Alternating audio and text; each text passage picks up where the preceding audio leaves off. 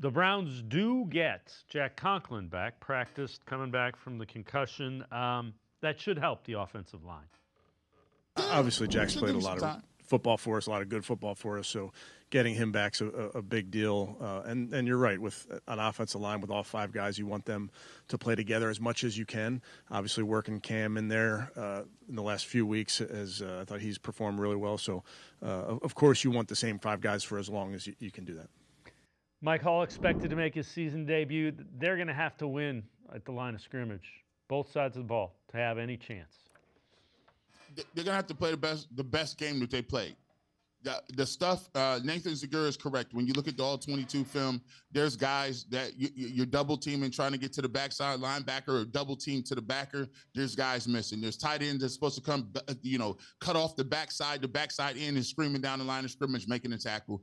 Guys on the outside is supposed to hold up a couple more seconds to have a break where Judkins can now get out and move.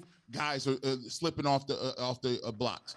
You can't have that. They're going to have one of those games where the Cleveland Browns actually turn back the time.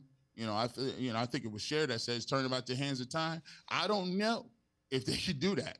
But they're going to have a 2020, 2021 type atmosphere where guys are getting down to the next level. Guys are moving people off the line of scrimmage. But the problem is the Patriots is just one of those teams. They're just one of them. Mike Vrabel is going to have them gap align, gap sound. And what they're going to do is they're going to make the Cleveland Browns work. It's okay for them. They're not going to get the Browns any big plays. They're going to methodically make them work the ball down the field. And the hope is that what you can do for the Cleveland Browns is say, look, let's go ahead and play a little trestle ball. No 3 and outs. If you can give me 2 to 3 first downs, right? 2 to 3 first down does what? It takes at least 4 to 5 minutes off the clock, potentially, right? You're getting 4 or 5 minutes, 6 if you're lucky. If you can get those little first downs and you have to punt, if you got a good enough defense, you can play a field position game, right? Take the air out the ball a little bit, be really sound, and don't hurt yourself with penalties. But what you can't do is you can't go 1st and 20.